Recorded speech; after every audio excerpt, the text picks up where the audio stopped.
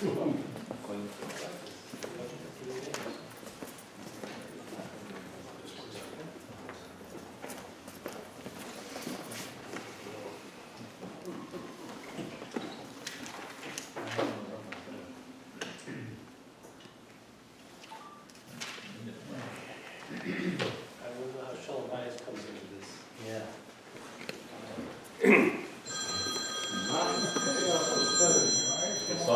evening.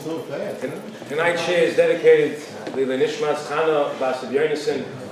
We ask that Baruch Hashem we have taken the share to a new level on the internet. Try to be Marvis Torah throughout the world. So we ask that all shilas, if possible, if they could please be asked after the share. I'll be here after the share. If anybody has any questions they want to discuss or any shilas on the share, we'll spend time on it. Very interesting topic for tonight's share. It's definitely the atypical share. It's a very interesting topic, and the truth is that if you look to find the Simon Shulchan Aruch or anything clear cut, it's very difficult on the topic that we're going to be speaking about. It's more of a Kabbalistic topic, a mystical topic, something that today became very popular.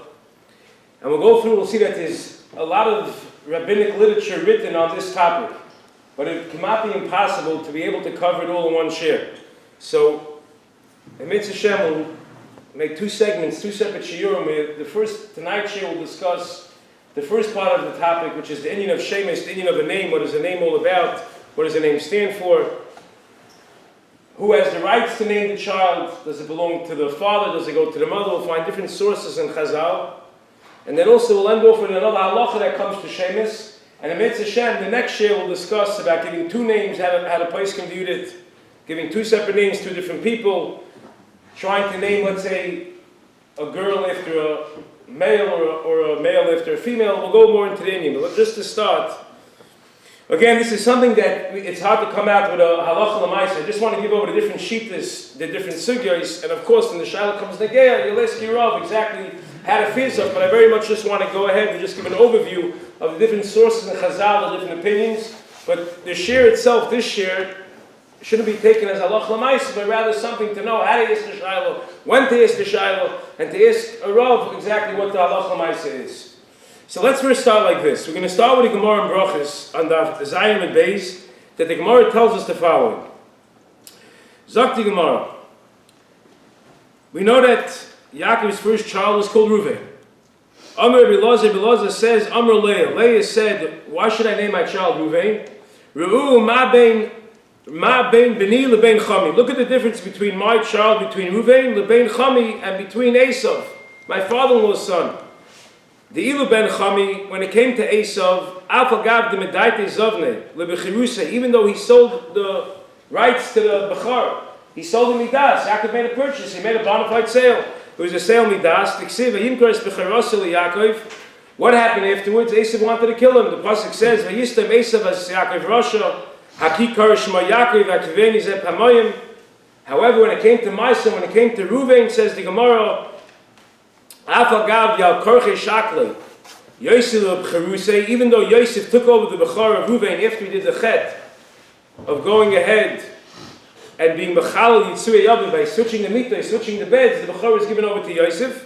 Yet, says the Gemara, Afilu Hachi Lo Yakanabe, not only wasn't he jealous of Reuven, but he saved his life. Yishma Reuven Vatzilei Miyodam, he came to try to save Reuven, Yosef from the pit. So she said, you see the difference, Reuven, look at the difference between my son and Esav. Reuven, look at the difference. So therefore, since Reuven is on a whole different level than Esav is, she gave him the name Reuven. So we see from over here that there's something to a name, there's essence to a name, it's a description of something that the person does. The Gemara continues, Rus. Says the Gemara, why was Rus called Rus? My Rus, where did the name Rus come from? Amr of Yerchan, it says, Shezachsa v'yatz menu David. David HaMelech was a descendant of Rus.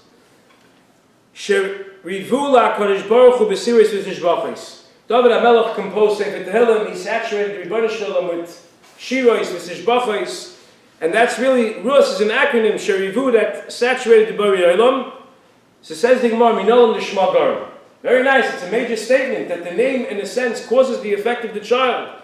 The name is a description of the child. So Minolam, where's the Makar? Where in Chazal could we find that there's a makar for such a thing, that a name is garm, it causes how the person lives his life. Says the Gemara from a pasuk in Tehillim, it says, L'chu chazum ifalois Hashem. Look at the handiwork of the Rebbeinu Shalom, Asher Sam Shamois Ba'aretz. That places Shamois Ba'aretz, says the Gemara, Al Tikri Shamois Elo Shemos. So the Meirik Gemara learns out of Yisod that Shemos, a person's name, has a tremendous effect on the person. Ad Kedei Kach, there's a fascinating Gemara Numa. The Gemara Numa, that Pegimel and Beis, says a story about 3 Tanoim. That they were going on the derech, they needed a place to stay. It was a mayor of Yehuda and Rabbi Yossi. Havakazi Boruch, they're traveling on the road, and Rabbi, the way Rabbi lived his life was, he was Dayek Bishma. He would analyze a person's name. He wanted to know what the person was all about, so he was able to vet him on the spot. He'd be Medayek Bishma, and he'll have a whole history on what the person's all about, if he has to be careful from the person, if he can do dealings with the person. So Rabbi was one who was Dayek Bishma. Rabbi Yehuda and Rabbi Yossi was like Dayek Bishma. They weren't Medayek Bishma. Says the Gemara, when they came to this place, by Yeshpiza, they had to stay somewhere overnight.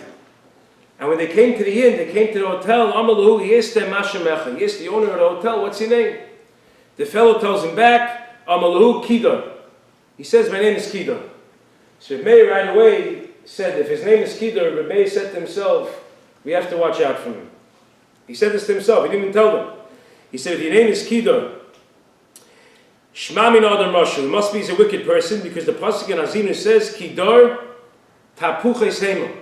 It's a twisted, it's a corrupt generation. Kidar. It's 2 words in the Torah. Kidar. It says L-Meiah, Kidar is like his name. Kidar is tapuches hema, they're crooked, and the Gemara says a fascinating story. It came Friday night, it was coming before Shabbos, and they all had their wallets, they all had their money, and they had to give it over to someone to watch the kiss. So Rabbi Yehuda and Rabbi Yossi went over to the innkeeper and he said, here's our money, we're asking you a favor, watch the wallet till after Shabbos. With Meir, he didn't want to do that, because he said, Kidor Shemoy, he said to himself, there's something, you have to be careful about this person. So says the Gemara, before Shabbos, he went to the father, who was in the cemetery, in the Beis HaKfaros of the innkeeper, and he hid his wallet by the kever of this fellow's father. What happens? The next morning, the innkeeper comes to Rabbi and says, I had a dream. These are the words of the Gemara. He said he had a chaloim. His father came to him in a dream, and he told him that you should know there's a jackpot sitting at my kever. Come take the money. So this fellow asks Rabbi, he says, by the way, how do I interpret such a dream? Rabbi understands what's going on over here. So Rabbi tells him that you have to understand that Friday night dreams that come on Shabbos, that you can't follow. You know why? Shabbos is a day of rest. We're all enjoying, we're whining, we're dining. So you start to, imagine things that aren't true. You're going to become rich. We find money in places. Rabbi says, don't even bother. You're wasting your time. It comes Matzah Shabbos, so the Yehuda and Rabbi Yossi come to the innkeeper and they say, give us back our wallets. He says, what are you talking about? What wallets? You never gave me a wallet. They come to Rabbi, they tell Rabbi over the story. So Rabbi says, I didn't give him my wallet. Kidor Shemoy. Dor tapuches hema. So the Yehuda and Rabbi Yossi, they get all upset at him. Why don't you tell us? So Rabbi says, look, this that I'm badik b'shmo, it's not a vadois, it's not 100%, it's something that I should be choshid about, something that I should worry about, but to start spreading his name around, if the guy's in Yanef, that far I can't go. So Rabbi had his money, they lost their money. So what did they do? That Tanoim, they weren't pushovers. So what they did was like this, they got this guy to go to the bar. They bring him into the winery, and they were able to see that what he ate for supper that night, he had leftover lentils from what he ate, it was still on the lips of his mouth. So they bring him to the winery, and now once he's sitting in the winery drinking wine, Rabbi Yehuda and Rabbi Yossi run to the wife and they say, your husband sent us that we should come take back our wallets. And we have a simon. The simon is that you too, you ate lentils tonight for supper. So she gave him back the wallets.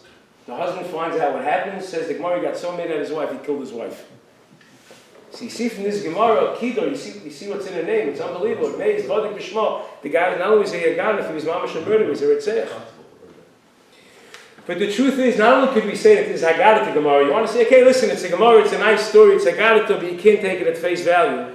But if you go down many years later, in the Sefer Magid Meisharim, that was written by none other than the Beis Yosef himself, Rabbi Yosef Kairei. He lived from 1488 to 1575, and following the expulsion of Spain, they forced his family. First he went to Lisbon in Portugal, And then they ended up in, I think, in Turkey. Eventually, they immigrated to Eretz Yisrael. And Reb Shlomo Alkovitz, the composer of L'Chadogi, described in a letter of the great revelation that Rabbi Yosef Kari used to have, and he experienced one of those revelations. And he describes in a letter at length what took place. It was in the year 1533, on the night of Shavuos. The name of the Sefer that Beis Yosef wrote, where it's not pshat, but it's Kabbalistic, it's mystical, it's Yisodis in Kabbalah, is called Magid Mesharim. Why do he call it Magid Mesharim? Because the Malach himself, the Malach Ben HaShemayim, they come down to Rabbi Yosef Kari and study together with the Beis Yosef. He had a Chavusa with the Malach. Listen to what the Beis Yosef writes. The Shulchan Aruch, he's the halachic authority. The Beis Yosef, the Mechaber. He writes the following. He says, on this Gemara, the Amir Rabbanon al Tikri Shamois Elo Shemois, writes the Beis Yosef, the man the Ikri Avram, a person calls his child Avram, you should know, Noitel Etzad Asiyas Chesed. The child receives, in a sense, the character traits, the midos of that person. There's a direct connection. And the child will be Noitel Etzad Asiyas Chesed.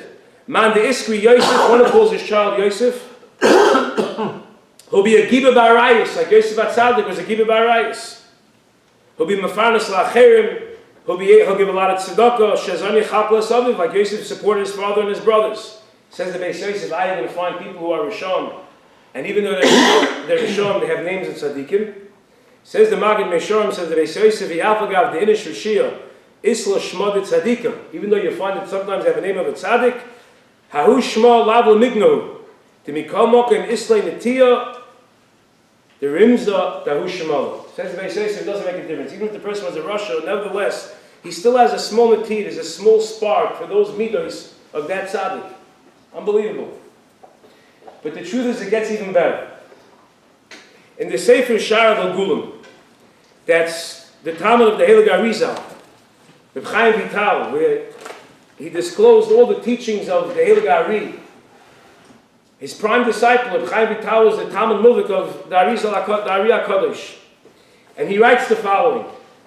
He says, Kasher Noilad Adam, when a person is born, his father and mother give him a name that's Oila B'daitum, that they both agreed on. There was no machlokes. They both came to the conclusion that this is the perfect name to give the child. Says the Arizal HaKadosh, the Ari HaKadosh, it's Einoi Ba'akrai V'Zdaming. Don't think it's happenstance, it's B'derech Mikra. They just happen to choose a name that they both like. But rather, he says, listen to this, it's mind-boggling. He says, Ki Yim HaKadosh Baruch Hu. It's the Rebbeinu Shalom himself, who's Mesid B'fiv Hashem Ahu HaMuchruch El HaNeshama Hi. It's the Rebbeinu Shalom that's using the parents as a conduit, as a shliach. And the Rebbeinu Shalom is placing the name in their mouth for this neshama. K'may she'kasav, like the Gemara says on the pasuk, Asher Shom Shemis Ba'aretz. And then he says, K'fi Makom Ha'ever Shevadom Ha'elyon. Asher Mimenu Chaytze. It's these oases that the person draws. It's where its direct chiyus, his spiritual life comes from.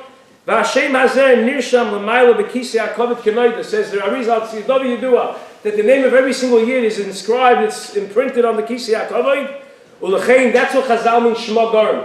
Don't think that Shema Garim is some Haggadah to Gemara, says the Arizal, says the Ari HaKadosh. It's so much deeper than that. L'kach Nema Shema Garim, because the name that the parents give was a name that was given by the Rebbeinu Shalom that placed it in the mouth of the parents themselves to name the child this name.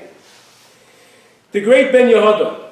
The Ben Yehuda is the Ben Ishchai, one of the leading Sephardic poskim. He lived in 1835 to 1909. He was the chief rabbi of Baghdad. It's interesting where, and even before the Ben Yehuda, in Halacha we find that this Arizal is brought down even in Halacha. There's an incredible Divrei Malkiel. The Divrei Malkiel was the Rav of Lomzha. The Lomzha Rav, he's a Talmud of Melozhin. He was in the late 1800s. And somebody sent Divrei Malkiel the following shayla. They asked him that there was someone who had a daughter, and the parents very much wanted to give the father's name of Simcha. They weren't sure if they're going to have any more boys. They didn't know what the story was going to be. So right now they had a girl. So they said, let them name the girl Simcha. At least we're Avada, our basis is covered that the fellow has a name. So they named the girl Simcha, after his father. What happened a few years later? They have another child, they had a son. So now they said they really wanted the name Simcha, they want to give it to a boy. Could they go ahead and name the second child also Simcha for that person? The shayla that was addressed to Dir Makil. Now we're going to get to this in the second segment. In the next Shem Hashem, we'll talk about this exactly, about first how we're able to name a girl after a Zachar. That we'll discuss. But just, for this Shara Gulgulim, for this Ariya Kadosh, this is the shayla they sent to Dir Makil. And the Dir Makil says something very interesting. He writes that in the earlier generations, in the earlier generations, you'll find, he says very commonly, he says it wasn't something that was a David Lo Shliach. There are people who name two of their children with the same name, and he says, I'll bring you a raya.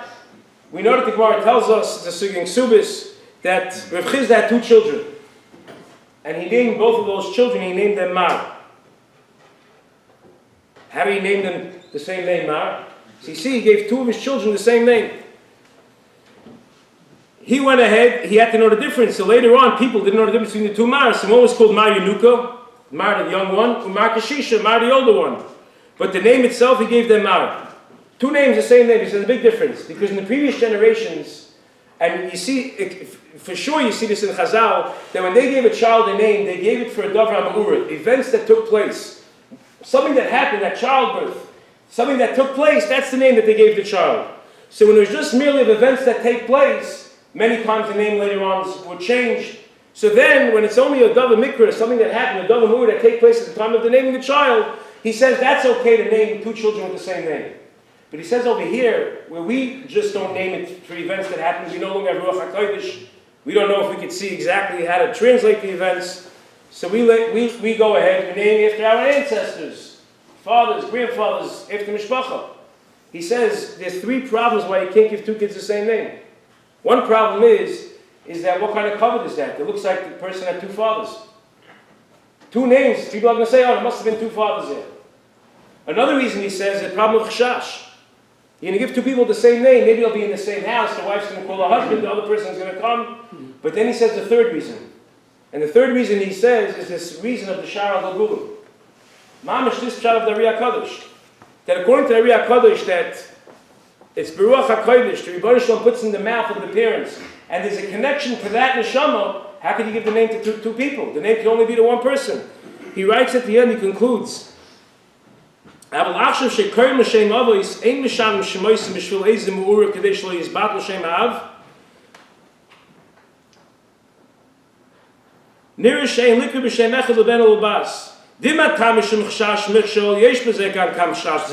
if you're afraid about two men with the same name, they'll get mixed up, their wives will get mixed up. See, therefore he says you can't go ahead, this Shara Gulgulim, this Ariya Kadosh, you can't give two children the same name. So you see, unbelievably, you see what a koyach, when it comes when a person gives a shame, really what it has. The Ben Yehuda, the Ben Ishchai, he writes, he brings down also the Shara Gulgulim, he quotes him in Masechtas Yuma, and he says nearly Amay Shekos Rabbeinu Arizal on the phrase of Ben Azai. Ben Azai quoted B'Shimcha Yikruucha U'B'Koimcha Yishavucha. Says, what does this pasuk mean? It means like the Arizal. The Arizal writes Kashanay L'Adam B'Kurli Avi Moshem Echad B'Daito Ein B'Akrei B'Zdamein, but rather like Kadosh Baruch Hu Meisim B'Fiyam Hashem Ahu HaMuchrach Al Neshama Ahi. And he says like this: O Yuvin Al Pi Ma Shekosev HaRamban Zal. She'ein lecha adam she'ein l'shmoi remez b'Torah u'kefi ha'mokim sheboi remez shemoi nikra. Or he says, like the story of the Ramban. Pshat in the pasuk is like the story of the Ramban. What happened? What happened with the Ramban? The Ramban had a Talmud by the name of Rabbi Avner. And the Ramban one day mentioned to his Talmidim that every single Jewish person's name is mentioned in the Shira and Parshas Hazinu. So this fellow Avner, when he heard this,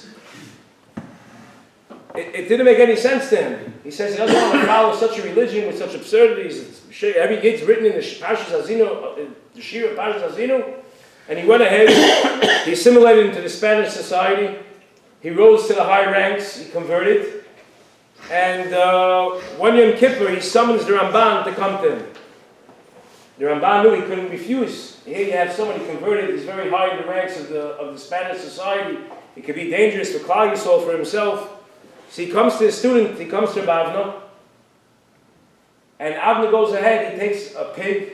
This story is brought down in the Sefer Adoris. The Sefer Adoris is printed in 1697, and he writes over that the Ramban comes to him and he takes a pig, he roasts the pig, he eats the pig on Yom Kippur, his fellow Avna.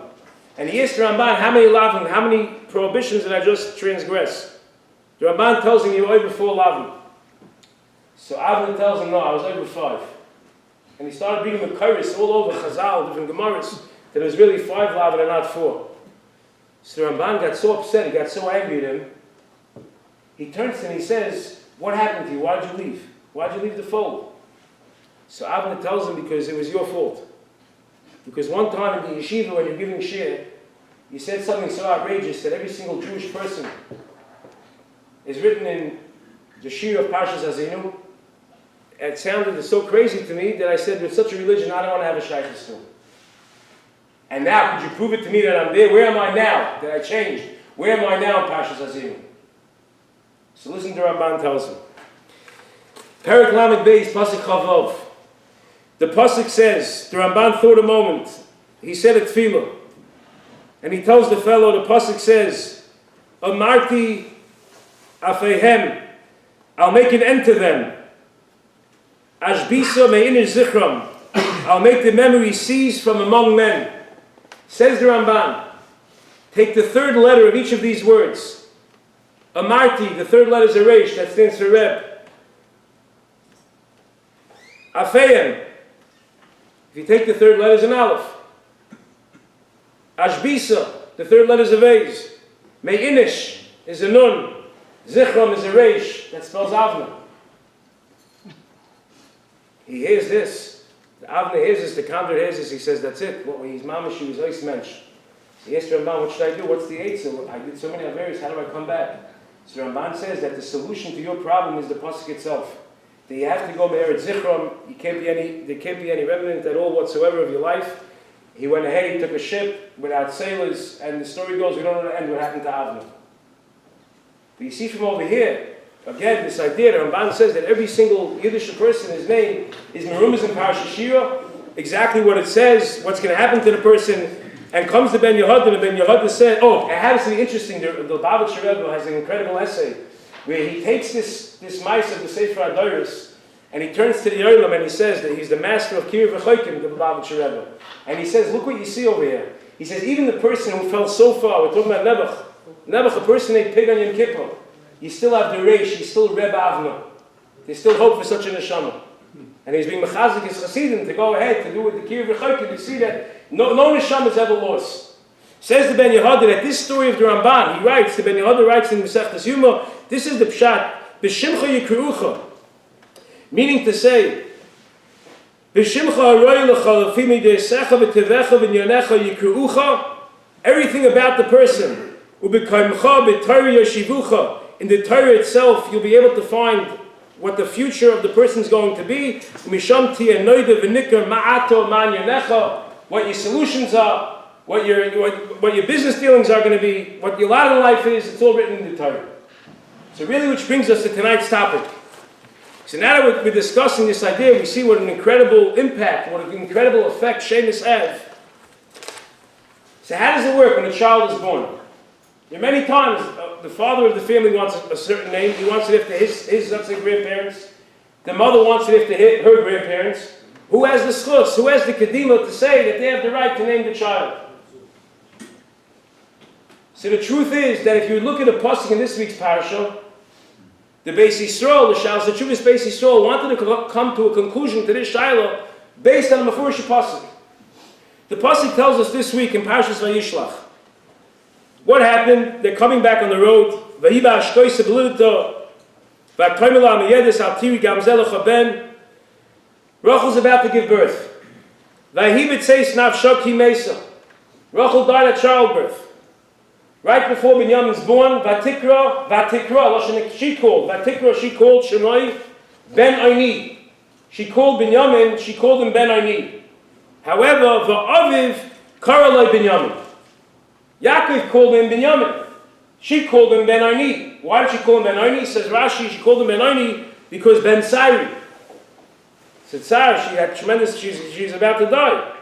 Mashekin, Yaakov Avinu called him Binyamin because Rashi says, many from Shotim, one of the famous Shotim of Rashi is, either that Benyamin, he was born Leisik Kunasai, or Benyamin, he was the only child born in Eretz Yisrael. So Eretz Yisrael is south of Aram Narai, and Yamin's Murim is on the south, so that's why she called him Binyamin. Comes to say to Beis Yisrael and says, we have a perfect right. She called him Ben Aini. Rachel calls him Ben Aini. Yaakov calls him Binyamin. What do we know the name is today of the 12th Binyamin? Is it Binyamin or is it Ben Aini? The name is Binyamin. So you see that if the father wants one name and the mother wants a different name, you see that we take the name of the father. Ben Aini was a negative. What about all the other children? What about all the other children?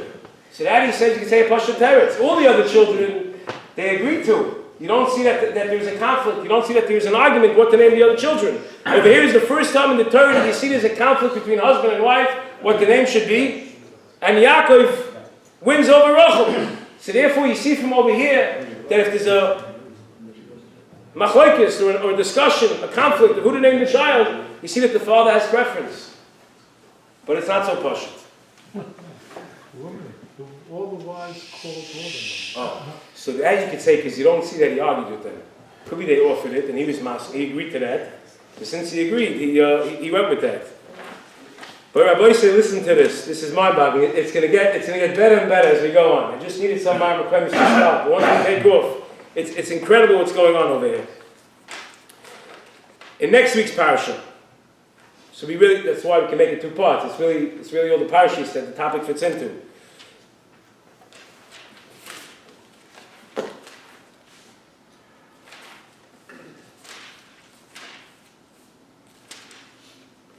Next week's parasha, what happens after Yosef sold down to Mitzrayim? Yehuda takes a wife. He has 3 children.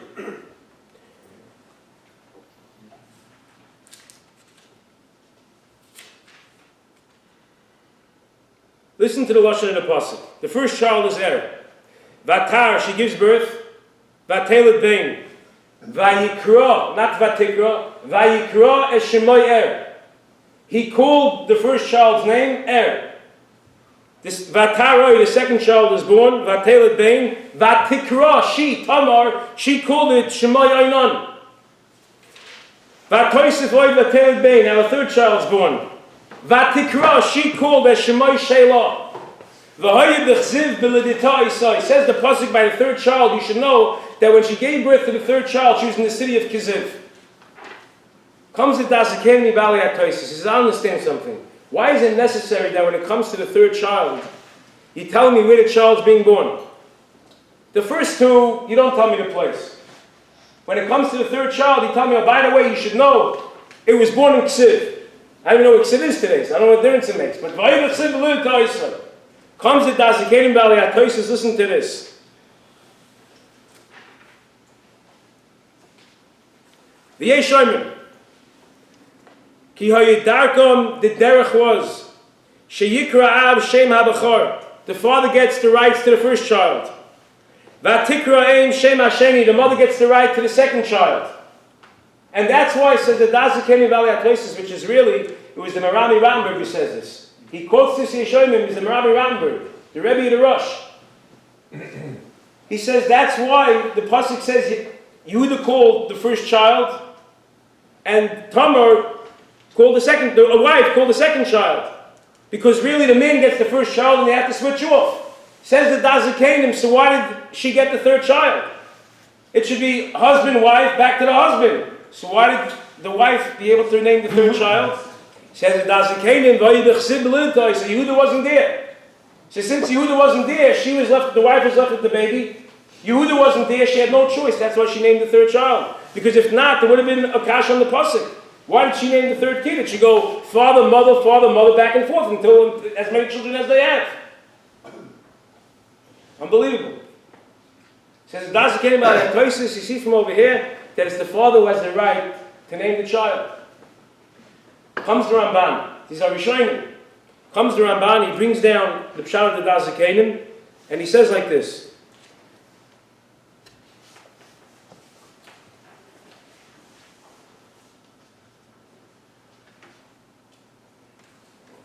Ve'ein bezeh tam hareach. Such a thing doesn't make any sense. Ve'ein bezeh tam hareach. And you want to know what pshat in the pasuk is? He said a different pshat ayin sham. The truth is that this Ramban, it's a beautiful shitasai. This Ramban that says ein bo tam hareach, by the pasuk of Binyamin, when he called Binyamin and she called it Benoni, and Rachel called it Benoni, the Ramban says, listen to this Ramban, it's the Lishitasi is beautiful. The Ramban says that don't think that Binyamin and Benoni are two different names. Rather, Benoni means Ben Sari, but since Yaakov wanted to go ahead and keep the names that the Mois gave, he wanted to give a positive name of Binyamin, Ben Yamin is the right, it's Merum is an Atzlacha, it's Merum is it's hinted in Gvura, and Yaakov wanted to keep the same name as the Mois gave. He just didn't want it to be Ben Sari, so he named it Ben Yamin. He meant it Binyamin. Which Ramban is trying to tell us that there wasn't a conflict, it was really the same name. Ben-Oni and Ben-Yamin is really the same name. Which is really Ramban L'Shitasai, that you don't have to arrive the Beis Yisrael. Because the Beis Yisrael is saying there were two separate names. Rashi's learning they're two separate names, that's for sure. Rashi learned that Ben-Oni is one name, and Ben-Yamin's a separate name, and the Beis Yisrael wanted to bring a raya, you see that the father wins over the wife. But the Ramban L'Shitasai, who held that the Dazi Canaan is not a raya, says that Ben-Oni and Ben-Yamin is talking the same name. So it would seem from over here, it would simply seem it's a machlokes rishonim. But if you look, Kedarkei b'Kodesh, who would write a tshuva on such a shayla? The Abiyah and the Chacham Avad Yosef, it's mind-boggling. I mean, there's mamish not even, where do you start from? Where do you start to even make a shtickle Torah about this?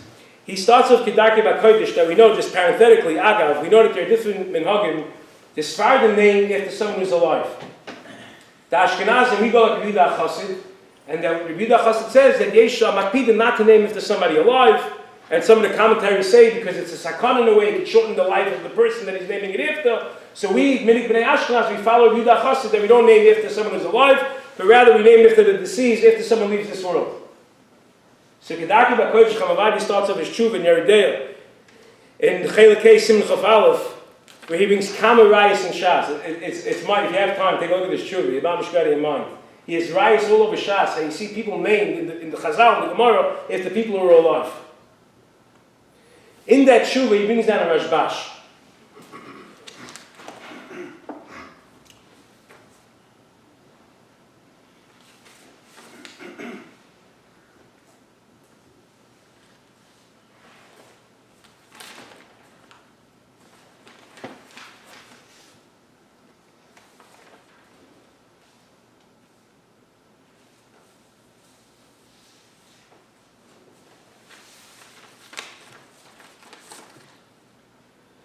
B'Shalas Teshuvas HaRashbash, in Simon Reish Tzadik Aleph, he was one of the Rishonim in the Rashbash. I believe that he was in the lineage, he was a descendant of the Ramban and Rabbeinu Yomer. And he writes like this, in Simon Reish Tzadik Aleph, the Rashbash writes,